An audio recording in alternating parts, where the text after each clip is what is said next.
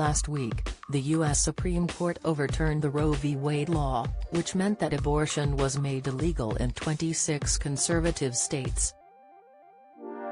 Yesterday, Conservative MP Danny Kruger claimed that he does not believe women have an absolute right to bodily autonomy. The Secretary of State Minister Ben Wallace joined Susanna Reid and Adil Ray to discuss the comments, which ended in a heated debate, with Wallace assuring that his colleague's view was a singular one. Discussing the overturning of Roe v. Wade and the comments that Danny made, Wallace commented, "I definitely take the view that it is a woman's body, her body, and it is." However, Ray interrupted and claimed, not so long ago, conservatives were saying there is no room for religion in politics when it came to the Archbishop. Now the defense for your fellow conservative MPs, well, he is religious. Wallace clapped back, "Can I just say I think it is really cheap to try and link one MP's views to the broader view of a political party." Raising his voice to be heard, Ray added, "He was an elected MP. He had a voice and a platform. There are plenty of people on the Labour, the Lib Dem and the SNP benches who hold deeply held views on abortion. Doesn't make it the party's policy on that," Wallace confirmed. "You sort of trying to infer this backbench colleague is a Conservative MP. The Conservative Party now doesn't believe women have freedom over the body, but it is complete hogwash," Wallace fumed.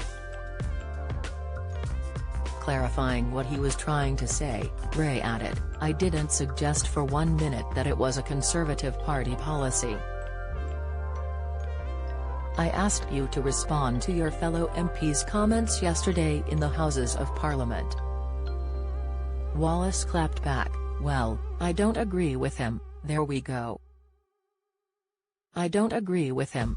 Back in 1969, a 25-year-old single woman, Norma McCorvey, using the pseudonym Jane Roe, challenged the criminal abortion laws in Texas. After 2 women were denied an abortion, and with a 7-2 vote, the court justices ruled that governments lacked the power to prohibit abortions. They judged that a woman's right to terminate her pregnancy was protected by the U.S. Constitution. Susanna Reid skewers sturgeon over independence. Latest, now the Supreme Court has ruled in favor of Mississippi's ban on abortions after 15 weeks, giving individual states the ability to ban the procedure again. During a debate in the House of Commons on Tuesday, Mr. Kruger said, "They think that women have an absolute right to bodily autonomy in this matter.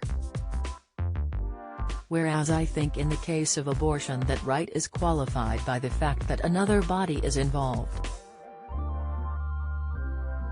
Other MPs tried to challenge his comments, but he continued, "I would offer to members who are trying to talk me down that this is a proper topic for political debate. My point to the front bench is I don't understand why we are lecturing the United States on a judgment to return the power of decision over this political question to the states, to democratic decision makers, rather than leaving it in the hands of the courts." Many were outraged and appalled by the news of the overruling, with Prime Minister Boris Johnson describing the events as a big step backwards. "I've got to tell you, I think it's a big step backwards. I've always believed in a woman's right to choose, and I stick to that view, and that's why the UK has the laws that it does."